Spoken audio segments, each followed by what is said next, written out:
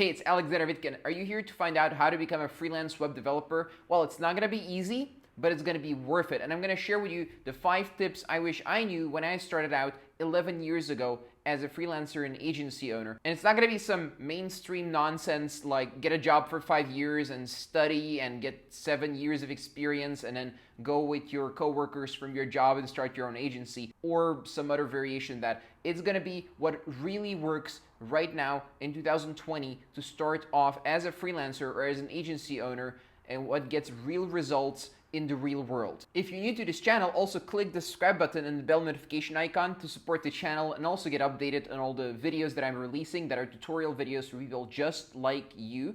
So why am I qualified to talk about any of this? Well, I started 11 years ago and I've been freelancing and running agencies and other businesses for that long, and I've helped over 700 people over the last 6 years start their own freelancing careers and agencies. So the first step you need to get started is volume. What most freelancers and agency owners do is they go from client to client to client, and in between they're looking for new clients, they're trying to sell their hours, and they're trying to get the next client while they're working on a project or in between projects. They're doing this linear model that simply isn't the best way to work. Because the best way to work is have a volume of sales calls, volume of leads coming in every single week, every single month, so you have a choice of clients. What people don't realize is it doesn't matter if you take on all the clients that you can. What does matter is that you always have a choice of clients, that you can take the best clients that you can possibly get that pay you thousands of dollars for projects.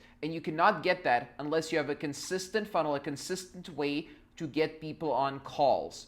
And instead of going from project to project and selling your time and time again, what I recommend is to have a constant lead flow, so you're always picking and choosing the clients that you want to work with. That way, when you need new clients and when you want to scale your business, you're able to do this. And you'll have a list, a backlog of projects you can take on in the future, and people who were not ready to buy just then, just now, but in the future they will be ready. And you'll build a real business with a pipeline of sales and a pipeline of projects that is ready to go, that consistently produce sales for your business, revenue for your business, and allow you to actually build a business and not just be a project to project freelancer. The second tip out of 5 tips is, well, most people, they go out there and they're applying to these freelance gigs, to these projects, as if it's a job. They're just saying, oh, here are all my qualifications, and let me fill out all your forms, let me just go through this entire thing with you, and then maybe you'll hire me, and thank you, sir, may I have another one? And that is simply not the way a business owner behaves.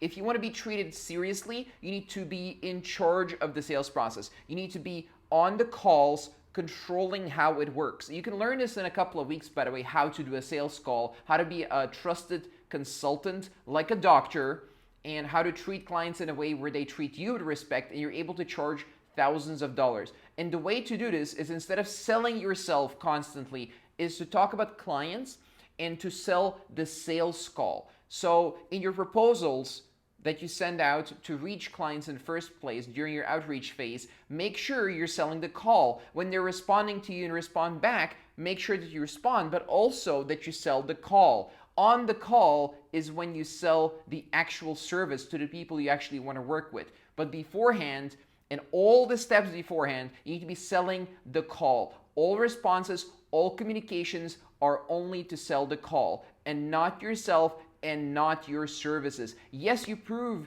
to them with proof, with as much proof as possible, that indeed you can deliver, but you don't sell yourself. You don't sell the service. You sell the call. The call to action is the call. The call to action is not buy from me by reading my profile, buy from me by reading my website or my landing page. The call to action is, let's get on a call, I'm going to consult you. You're going to get more value out of this than all those so-called developers, all those so-called agency owners that are trying to sell to you without even knowing you. But I want to get to know you, and on this one call, you're going to get more value than talking to all of them combined. The third tip is actually contradicting what I usually say. So usually I say go for the big projects, but what I haven't mentioned in other videos is when you go for the small projects, sometimes it's okay to take them as well. Because sometimes you'll get a project right off the bat that is a high ticket project for thousands of dollars, and go for it if you want to work with these people. However, most clients will want to test you. When I hire freelancers, when I hire developers of any kind, I test them first on a smaller project. And sometimes when a client has a lot of potential, when it's a good client with a good business and they're good to work with, it's okay to do some smaller projects for them, like 1 or 2, just so they can get a feel for what it's like working with you. And afterwards, you can upsell them the big projects because they'll feel safe. They will know how it is working with you, and they'll feel okay giving you those bigger projects because you're a proven shortlisted freelancer or agency owner at that point. And then you can get those big juicy clients. So it's okay to have some small 1 or 2 day projects with clients so they can test you and you can test them to see what it feels like working together. The 4th tip that I have to share with you is something that I've been through quite a few times. Let's say you're a good developer or you're good at sales. Would it make sense to team up with someone from day one when you have no business experience, to have a business partner and then team up with them and they do the other part of the business that you don't know how to do yet? Well, the answer is usually no, because look, a business partnership is like a marriage, and you're gonna be going through the good, the bad, and the ugly with them for an extended period of time. And if you don't know someone, would you marry someone you've been dating for 3 months? Most people would say no. And most people who've done it will say, don't do that. And the same thing applies in business, because you don't want to do business with people unless they have business experience, they've done it before, you've done it before, and you both can combine your businesses in a synergetic way. And that's the way to build business partnerships, because what ends up happening if you both have no experience and you start off with a business partner is you give each other the responsibility back and forth, and no one really knows the entirety of the business. And what ends up happening is no project is closed in the right way. Things are overpromised to clients. There's miscommunications, the same types of things that would happen in a marriage, but related to business.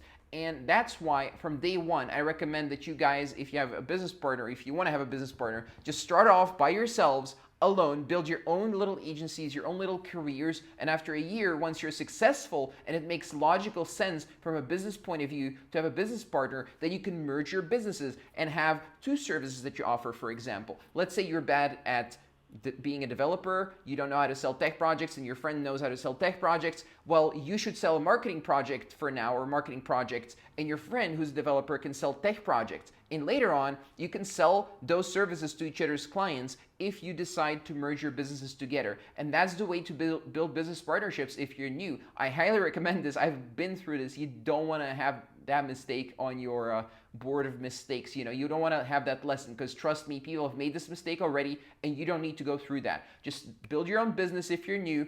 And once you're successful, then maybe look for business partners if you still want to. So the 5th tip is, well, a lot of guys, they want to start an agency, they want to be a developer, they want to sell tech projects or website projects, and they're looking for an agency in India or whatever. And they think they're going to be this partner of this amazing agency in India. They don't need to learn any tech skills whatsoever. And they're going to sell the websites, and then the agency from India is just going to deliver everything for them. Well, this is a recipe for disaster, because it's really hard to vet an agency. It's really hard to vet, to figure out, just like with business partnerships, to figure out if you actually want to work with them, if they know what they're actually talking about, if the code they deliver is secure, and if it's well written in a way where the client is going to be happy and not end up with a hacked website or other problems. So I recommend learning the process yourself. At least do the first few projects yourself, so at least you can vet an agency or a freelancer that you want to hire in the future, instead of hoping and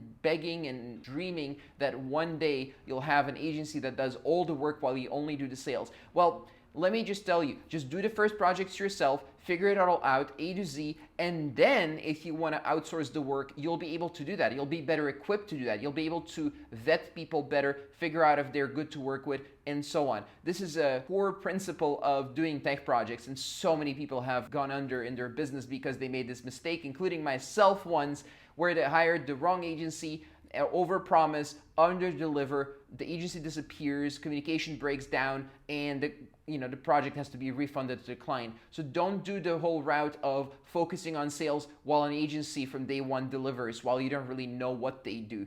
So those are the tips for now. What I want you to do next, I want you to take a look at this video right here that goes into the nitty-gritty of how to become a freelance web developer. So the video covers how to get sales, where to get sales, how to get started specifically, which funnel to use first, what exactly to sell, and there's also a sales process in there. So what I want you to do is click on the video right here, or in the description, there's a whole playlist with tutorials for you. So subscribe and watch the tutorials. They're really gonna help you. They're exactly what I needed when I started out. So see you in the next video right here or in the description.